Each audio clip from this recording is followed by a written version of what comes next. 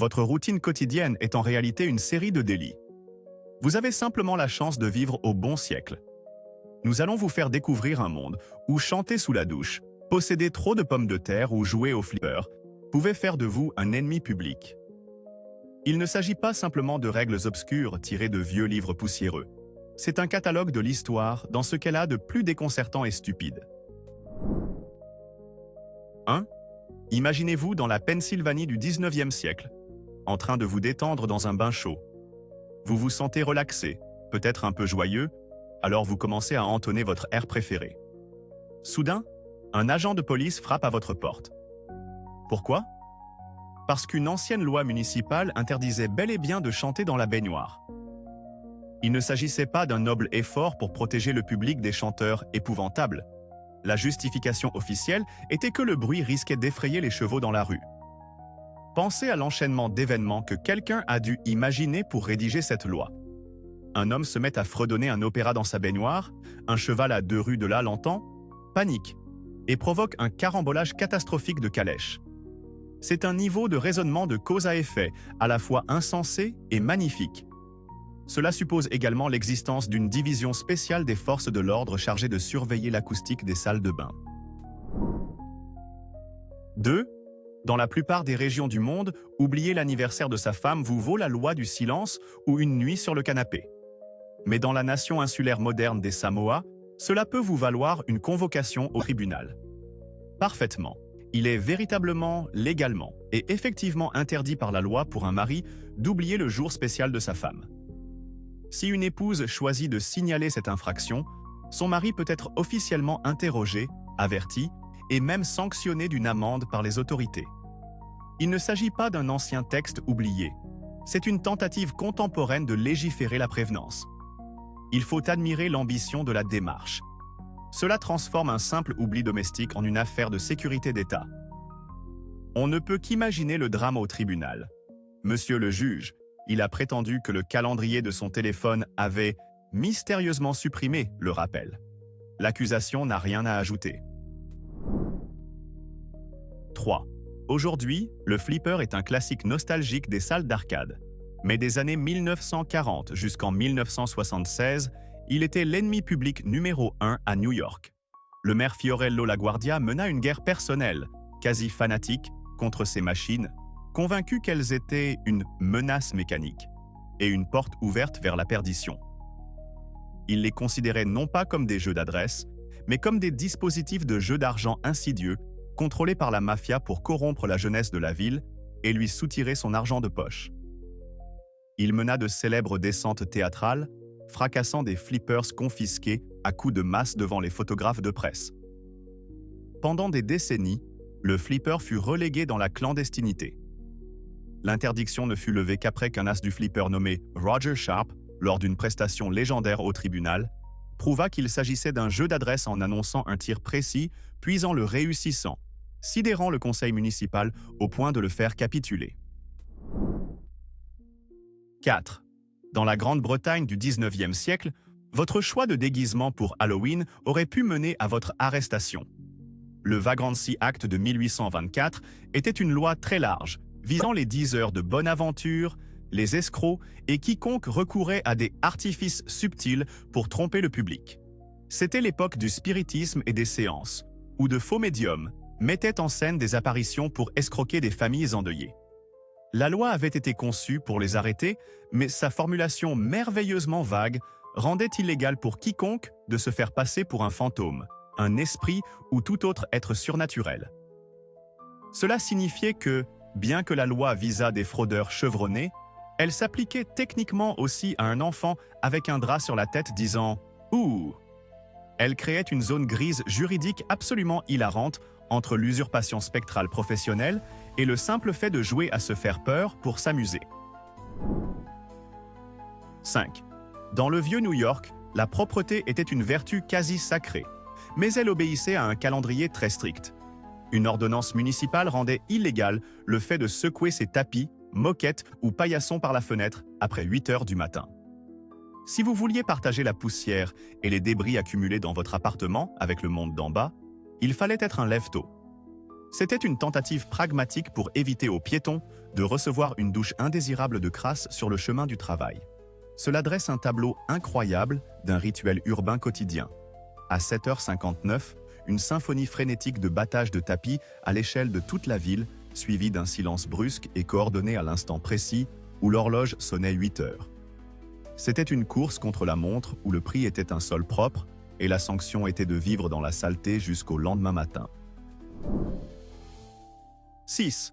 Le New Jersey a la réputation d'avoir des particularités locales assez intéressantes, mais l'une de ces villes a franchi un cap en légiférant sur les bonnes manières à table.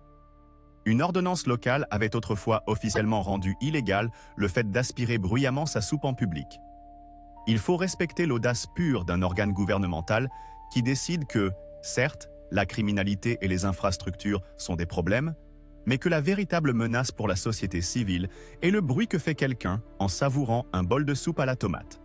Cela transforme chaque restaurant en scène de crime potentiel. Imaginez des agents en civil tendant l'oreille pour détecter le bruit révélateur, prêts à intervenir au quart de tour. Bien que cette loi n'ait probablement jamais été appliquée avec une peine de prison à la clé, le fait qu'un groupe de législateurs se soit réuni, ait débattu et ait adopté ce texte de loi est un magnifique témoignage de la capacité de l'humanité à se concentrer sur ce qui compte vraiment. 7. Si on vous a déjà dit que vous chantez comme une casserole, vous auriez été un criminel recherché dans une ville de Caroline du Nord. Une ancienne loi municipale rendait explicitement illégal le fait de chanter faux. Il ne s'agissait pas de spectacle public. Cela s'appliquait au chant en général. C'est une loi à la fois hilarante et existentiellement terrifiante. Comment aurait-elle été appliquée? Aurait-on eu une police de la justesse patrouillant dans les rues avec des diapasons, prête à verbaliser les fausses notes? Imaginez la scène au tribunal. L'accusation présente la pièce à conviction A, un témoin qui a entendu l'interprétation horriblement fausse d'une chanson folklorique populaire par l'accusé. Elle incarne une vision utopique et franchement terrifiante d'un monde où la médiocrité musicale n'est pas simplement mal vue, mais activement poursuivie en justice. 8. La France est célébrée comme la capitale mondiale de la romance, ce qui fait de cette loi particulière un chef-d'œuvre d'ironie. Au début du XXe siècle, il était interdit de s'embrasser sur les quais de gare.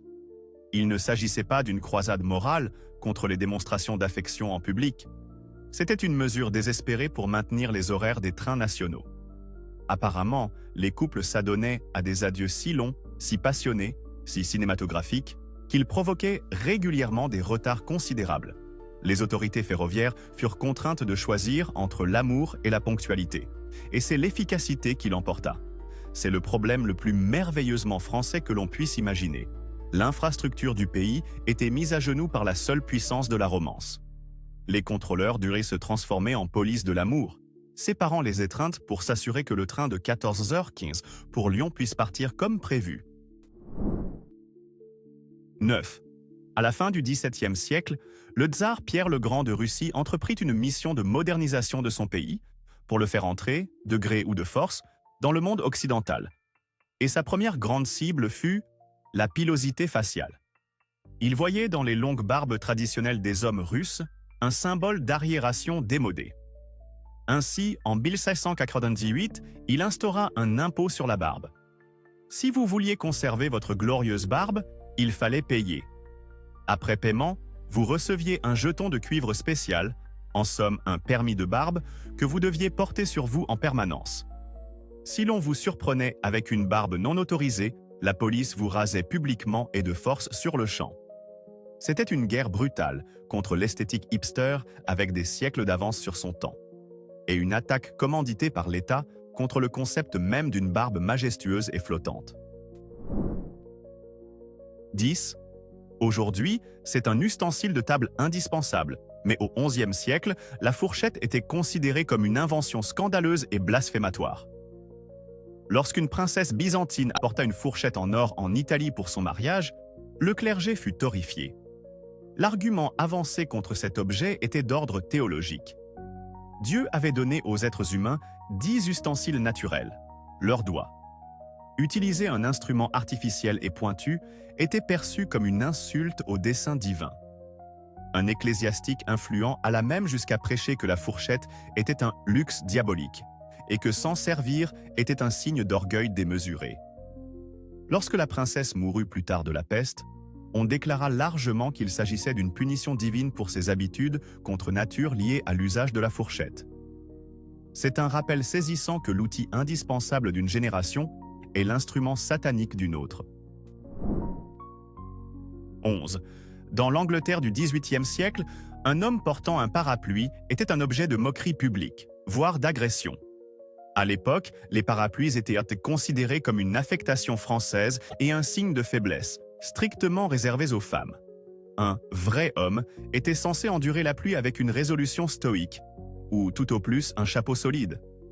Lorsque le philanthrope Jonas Hanway devint l'un des premiers hommes à utiliser régulièrement un parapluie à Londres, il fut moqué et insulté quotidiennement pendant plus de 30 ans. L'opposition la plus violente venait des cochers de fiacre, qui voyaient dans le parapluie une menace directe pour leur commerce.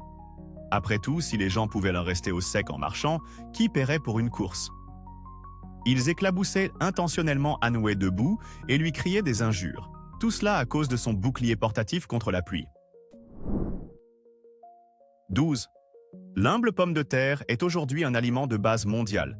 Mais lorsqu'elle arriva pour la première fois en France, elle fut accueillie avec une extrême méfiance et une grande crainte.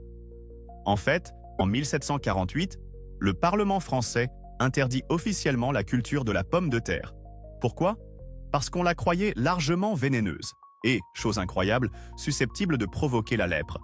Les experts médicaux de l'époque affirmaient que ces étranges tubercules n'étaient bons que pour les cochons et les criminels.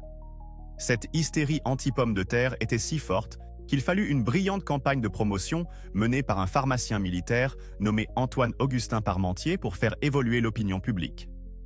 Il planta un champ de pommes de terre gardé par des soldats pendant la journée, puis fit en sorte que les gardes abandonnent leur poste la nuit, supposant à juste titre que les gens viendraient en cachette voler ce qu'ils pensaient être un aliment précieux et royal. 13. Nous n'en avons pas fini avec les crimes liés à la pomme de terre. Dans un exemple bien plus moderne de bizarrerie législative, il fut un temps illégal en Australie occidentale de détenir plus de 50 kg de pommes de terre. Il ne s'agissait pas d'une loi ancienne. Elle était appliquée en vertu du Potato Marketing Corporation Act de 1946. Ce puissant organisme gouvernemental avait l'autorité de contrôler le marché de la pomme de terre. Et pour faire respecter ces règles, il pouvait arrêter et fouiller tout véhicule soupçonné de contrebande de pommes de terre. Si l'on vous surprenait avec une réserve illicite de patates, elle pouvait être confisquée. Cela a créé un marché noir de la pomme de terre et l'image absurde d'une police de la patate, interceptant des voitures sur l'autoroute, non pas à la recherche de drogue ou d'armes, mais d'un surplus illégal de pommes de terre à cuire. 14. Si la plupart des lois de cette liste sont ridicules, celle-ci prend une tournure bien plus sombre, révélant comment l'art peut être perçu comme une véritable menace. Tant dans l'Allemagne nazie que dans l'Union soviétique, l'art abstrait était de fait interdit. Les deux régimes totalitaires, bien que situés aux extrémités opposées du spectre politique, partageaient une haine profonde pour tout art qui ne se conformait pas à leurs idéologies rigides. Les nazis le qualifiaient de « art dégénéré », affirmant qu'il était le produit de la corruption juive et bolchevique qui souillait l'esprit national. Les soviétiques le qualifiaient de « formalisme bourgeois », une distraction décadente et vide de sens détournant de la glorieuse tâche de construction du communisme. Les artistes étaient persécutés, leurs œuvres confisquées ou détruites, et seul le réalisme héroïque, approuvé par l'État, était autorisé. C'est un rappel glaçant de la façon dont les autocrates craignent tout ce qu'ils ne peuvent pas aisément contrôler. 15. Pendant l'occupation allemande de Paris lors de la Seconde Guerre mondiale, les nazis interdirent la publication de mots croisés. En apparence, cela semble être une restriction d'une mesquinerie absurde. Mais le commandement allemand avait une raison très précise et paranoïaque. Il craignait que les mots croisés puissent être utilisés par la résistance française pour transmettre des messages codés. Un indice en apparence anodin pouvait contenir des instructions cachées, ou le motif des cases remplies pouvait épeler des informations secrètes. Les services de renseignement britanniques étaient d'ailleurs connus pour recruter des passionnés de mots croisés comme décrypteurs à Bletchley Park, si bien que cette crainte n'était pas entièrement infondée. Cela transforma un simple passe-temps matinal en un outil potentiel d'espionnage, faisant de chaque grille de mots croisés une menace potentielle pour la sécurité nationale. 16. Imaginez un roi si préoccupé par la défense nationale qu'il rend le bowling illégal. C'est exactement ce qu'a fait le roi Édouard III d'Angleterre au XIVe siècle. Il publia une proclamation interdisant toute une série de jeux populaires, dont un jeu de boules sur gazon connu sous le nom de bowls. Pour une raison très précise, il détournait ses sujets de la pratique du tir à l'arc. Alors que la guerre de 100 ans contre la France faisait rage, l'Angleterre avait besoin que chaque homme valide soit un archer compétent. Le roi estimait que les hommes passaient trop de temps à faire rouler des boules sur une pelouse et pas assez de temps à s'entraîner avec leurs arcs longs. Il interdit donc leur loisir pour les forcer à retourner au champ de tir à l'arc. C'était un ordre national du type « Arrêtez de vous amuser et retournez au travail », avec la sécurité nationale comme justification. 17. Les tendances de la mode peuvent être controversées, mais il est rare qu'elles deviennent une question de législation nationale. Bienvenue dans l'Angleterre du XIVe siècle, une époque d'obsession si extrême pour les chaussures que le gouvernement dut intervenir. La tendance en question était la Cracow, ou poulaine, une chaussure dotée d'une pointe absurdement longue et effilée. Ces pointes devenaient de plus en plus longues en tant que symbole de statut social, s'étendant parfois jusqu'à 60 cm au-delà du pied réel, rendant la marche quasiment impossible. L'Église les condamnait comme sataniques et immorales, tandis que les critiques affirmaient qu'elles étaient tout simplement ridicules. Finalement, en 1463, le roi Édouard IV promulgua une loi limitant la longueur de la pointe d'une chaussure à seulement 2 pouces. C'était une guerre officielle, imposée par le gouvernement contre des chaussures jugées trop scandaleuses pour le royaume. 18. Dans de nombreuses cultures, certaines couleurs sont associées à la royauté, mais l'Empire aztèque porta cela à un tout autre niveau. Là-bas, la couleur jaune était strictement et exclusivement réservée à l'empereur lui-même. Ce n'était pas une simple suggestion ni une directive vestimentaire. C'était une loi rigoureusement appliquée. Porter du jaune était un crime capital, car cette couleur était directement associée au soleil, une divinité majeure, et par extension, à l'empereur, considéré comme son représentant sur Terre. Pour un citoyen ordinaire, porter du jaune constituait un acte de profond blasphème et de trahison, comme s'il tentait de se faire passer pour un dieu. C'est peut-être l'exemple le plus extrême de code vestimentaire de l'histoire, où choisir la mauvaise couleur pour sa tenue n'était pas simplement un faux pas vestimentaire, mais une condamnation à mort. 19. Il n'y a peut-être personne dans l'histoire qui ait détesté le plaisir plus qu'Oliver Cromwell. Après la guerre civile anglaise, ce dirigeant puritain et son gouvernement entreprirent d'abolir tout ce qu'ils considéraient comme frivole ou immoral. Et en tête de leur liste noire figurait Noël lui-même. En 1747, le Parlement interdit officiellement la célébration de Noël, et avec elle, l'une de ses traditions les plus délicieuses, la tourte à la viande hachée épicée. Ces tourtes étaient perçues comme un symbole de gloutonnerie païenne et d'excès catholique. Les soldats étaient connus pour patrouiller dans les rues de Londres, confisquant par la force toutes les tourtes à la viande hachée qu'ils pouvaient trouver. Pendant plus d'une décennie, célébrer Noël avec des mets de fête était un acte subversif et illégal. C'était une guerre contre la joie des fêtes orchestrée par le gouvernement, menée par un homme qui, apparemment, considérait la joie comme un péché. 20. Votre rituel quotidien du café est une nécessité moderne. Mais dans la Mecque du XVIe siècle, c'était une activité criminelle. Lorsque le café fut introduit pour la première fois, il devint extrêmement populaire, et des cafés surgirent à travers toute la ville. Mais les autorités devinrent profondément méfiantes envers ces nouveaux établissements.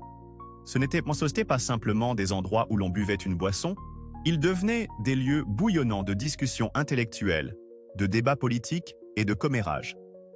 Le gouverneur de la Mecque, craignant que ces conversations sous caféine ne fomentent la sédition et la contestation, déclara le café et les cafés illégaux en 1511. Les réserves de café de la ville furent brûlées et quiconque était surpris à en boire pouvait être puni. L'interdiction fut de courte durée, mais elle reste un parfait exemple d'un gouvernement terrifié par le simple pouvoir des gens se réunissant pour discuter. 21. En Union soviétique, l'État contrôlait tout, y compris ce que l'on avait le droit d'écouter. Pendant des décennies, la plupart des formes de musique occidentale étaient strictement interdites. Des genres comme le jazz, puis plus tard le rock and roll, étaient officiellement condamnés comme propagande, bourgeoise ou capitaliste, conçus pour corrompre les esprits de la jeunesse soviétique. Posséder un disque des Beatles ou un album des Rolling Stones était un acte de rébellion risqué. Des clubs clandestins de musique sur les os voyaient le jour, où les morceaux interdits étaient grossièrement gravés sur de vieux films radiographiques pour être distribués au marché noir. Être pris en possession de cette musique pouvait avoir de graves conséquences, allant de l'humiliation publique à l'expulsion de l'université ou à la perte de son emploi. C'était un système où une simple chanson pop était traitée comme un dangereux objet de contrebande idéologique. 22. On pourrait penser qu'offrir aux enfants un lieu pour apprendre, jouer et se sociabiliser serait universellement considéré comme une bonne chose. Mais en 1851, le gouvernement de Prusse trouvait que c'était une idée épouvantable. Il interdit officiellement tous les jardins d'enfants. Le raisonnement derrière cette décision relevait de la pure paranoïa politique. Les autorités craignaient que ces centres d'éducation précoce, souvent dirigés par des éducateurs aux idées libérales, ne soient des foyers d'idées dangereuses.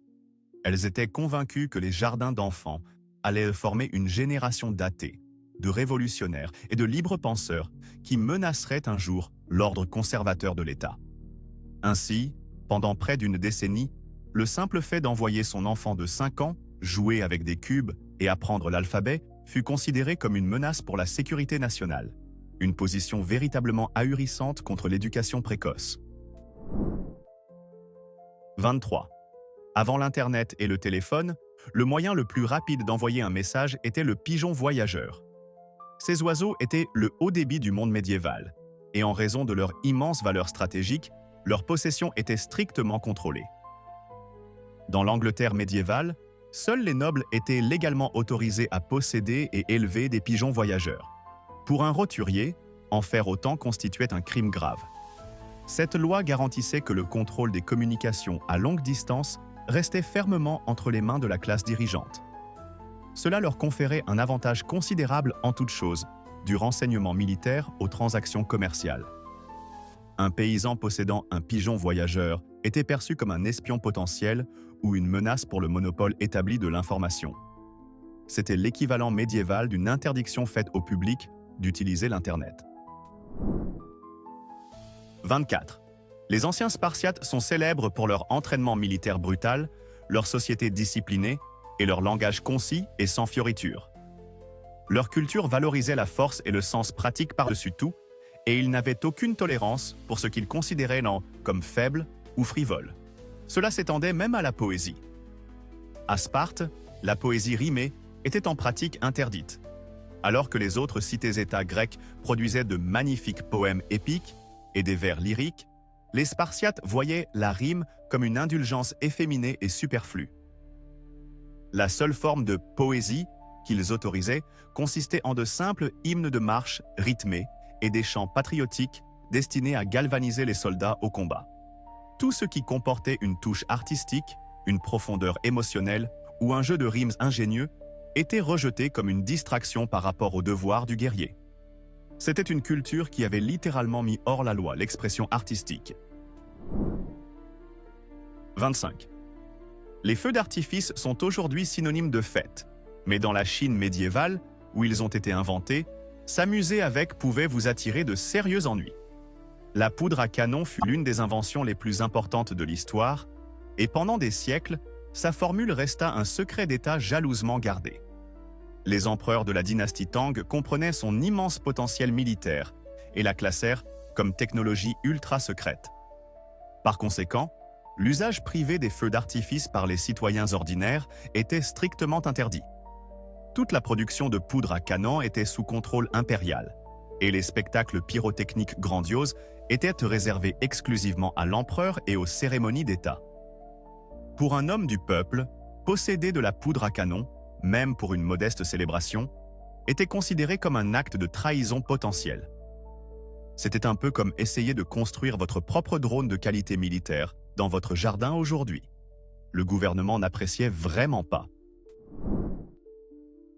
26. Dans l'Empire romain, votre intérêt pour l'avenir pouvait vous valoir l'exécution. Bien que l'astrologie et la divination fussent courantes, il y avait un sujet absolument et catégoriquement interdit: la santé et l'espérance de vie de l'empereur.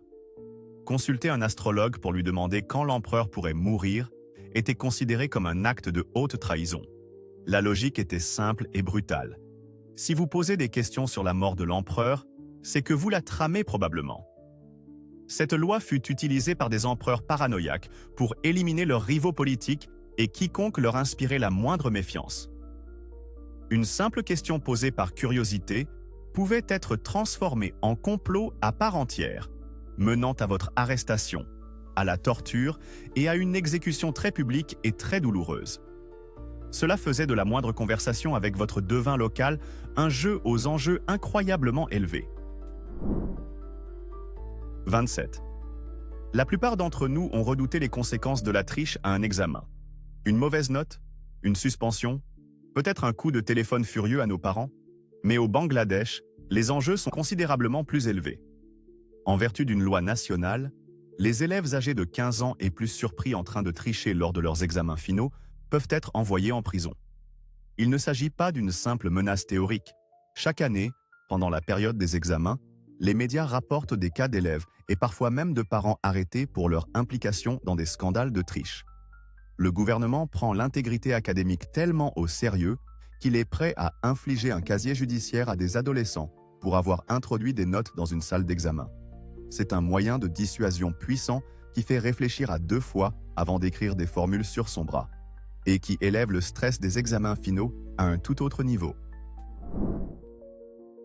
28. Dans le monde d'aujourd'hui, les banques et les prêts sont le moteur de l'économie. Mais dans l'Europe médiévale, l'un des principes fondamentaux de la finance, le fait de percevoir des intérêts, était considéré comme un péché mortel. Cette pratique, connue sous le nom d'usure, était condamnée par l'Église catholique comme une violation de la loi de Dieu. L'argument avancé était que prêter de l'argent constituait un acte de charité chrétienne, et qu'en tirer profit revenait à exploiter le malheur d'autrui. De plus, les théologiens soutenaient que percevoir des intérêts revenait à vendre le temps, lequel n'appartenait qu'à Dieu. Cette interdiction religieuse était si puissante que, pendant des siècles, l'ensemble du secteur financier dans l'Europe chrétienne fut contraint d'opérer dans l'ombre, souvent géré par des groupes non chrétiens qui n'étaient pas soumis aux lois de l'Église. C'était une époque où réaliser un profit était littéralement un péché. 29. Suivant la même logique absurde qui interdisait de percevoir des intérêts, le fait d'assurer un navire ou sa cargaison était également considéré comme un péché dans certaines régions de l'Europe médiévale. Lorsque le commerce maritime commença à prospérer, les marchands avaient désespérément besoin d'un moyen d'atténuer les risques énormes liés aux tempêtes, aux pirates et aux naufrages. Mais l'Église y voyait un problème. Le concept d'assurance était perçu comme une forme de jeu de hasard, et plus précisément, un pari contre Dieu. Une tempête n'était pas un simple phénomène météorologique aléatoire. C'était un acte de la volonté divine. Souscrire une police d'assurance revenait à parier que la volonté de Dieu serait destructrice, et tenter d'en tirer profit était considéré comme profondément blasphématoire. On attendait des marchands qu'ils prient et se fient à la providence divine, plutôt que de compter sur un contrat financier. 30. Dans de nombreuses villes et cités de l'Europe médiévale, le simple fait de se trouver dehors après la tombée de la nuit pouvait faire de vous un criminel. Dès que le soleil se couchait et que les portes de la ville étaient verrouillées, un couvre-feu strict était imposé. Quiconque était surpris à marcher dans les rues était qualifié de rôdeur nocturne et pouvait être arrêté par la garde locale. Les autorités étaient convaincues que rien de bon ne pouvait résulter du fait de se trouver dehors la nuit. L'obscurité était considérée comme un manteau protégeant les criminels, les ivrognes et autres individus à la moralité douteuse. Si vous étiez un citoyen respectueux des lois, vous étiez censé être chez vous, derrière une porte verrouillée. Le simple fait de faire une promenade tardive dans la nuit était perçu comme intrinsèquement suspect. C'était un monde sans vie nocturne, où la simple liberté de se promener après le coucher du soleil était un privilège dont vous ne disposiez pas. 31. Pendant des siècles, les progrès dans le domaine de la médecine ont été sévèrement entravés par un puissant tabou, l'interdiction de la dissection humaine. Tant dans la Rome antique que dans une grande partie de l'Europe médiévale, ouvrir un corps humain, même à des fins d'études scientifiques, était considéré comme une profanation des morts et strictement interdit par la loi comme par la doctrine religieuse. En conséquence, les médecins et les anatomistes avaient une compréhension très limitée et souvent terriblement inexacte du fonctionnement réel du corps humain. Leur connaissance reposait sur des textes anciens et sur la dissection d'animaux tels que les porcs et les singes qu'ils supposaient suffisamment proches de l'être humain. Cela a conduit à des siècles de tâtonnements médicaux et de résultats surprenants lors des interventions chirurgicales. L'ensemble des fondements de la médecine moderne dépendait de la transgression de cette loi ancestrale. 32. Les échecs sont aujourd'hui considérés comme le jeu ultime de stratégie et d'intellect, un gymnase de l'esprit. Pourtant, à différentes époques et dans diverses parties du monde islamique, ils ont été déclarés illégaux. Plusieurs califats et érudits religieux ont condamné ce jeu pour un certain nombre de raisons. Certains soutenaient qu'il s'agissait d'une forme de jeu de hasard, strictement interdit en islam, même si aucune somme d'argent n'était mise en jeu. D'autres s'opposaient aux pièces sculptées, qu'ils considéraient comme une forme d'idolâtrie. Mais la critique la plus courante était tout simplement que les échecs constituaient une distraction considérable. Les érudits craignaient que les joueurs ne deviennent si absorbés par la partie qu'ils en négligeraient leurs prières quotidiennes et autres obligations religieuses. Le jeu était perçu comme un passe-temps dangereusement addictif, capable de détourner l'esprit du croyant de Dieu. 33. Aujourd'hui, la valse est perçue comme l'incarnation de l'élégance des bals, une danse classique, presque désuète. Mais lorsqu'elle a déferlé sur l'Europe à la fin du XVIIIe et au début du XIXe siècle, elle a été condamnée comme un spectacle choquant, scandaleux et franchement indécent. Avant la valse, les danses de salon comportaient des pas complexes où les partenaires se touchaient à peine du bout des doigts. La valse, cependant, a introduit un concept révolutionnaire et horrifiant: la position fermée. Pour la première fois, un homme posait fermement sa main sur la taille d'une femme et il dansait dans une étreinte rapprochée, tournoyant rapidement à travers la piste. Les gardiens de la morale de l'époque en furent absolument scandalisés. Ils la dénonçaient comme une danse allemande éhontée et indécente qui mènerait à l'effondrement moral. Des prédicateurs prononçaient des sermons contre elle et dans certaines régions d'Angleterre et d'Allemagne, elle fut officiellement interdite en tant que menace à la vertu publique. Le talent de l'humanité pour créer des règles idiotes est véritablement sans limite, et nous savons que cette liste n'est qu'un début. Maintenant, c'est à votre tour. Quelle est la loi historique d'une stupidité à couper le souffle que nous avons commis le crime d'oublier? Dénoncez notre oubli dans les commentaires ci-dessous. Si vous avez apprécié ce guide de la folie historique, montrez votre soutien avec un like et abonnez-vous pour en découvrir davantage.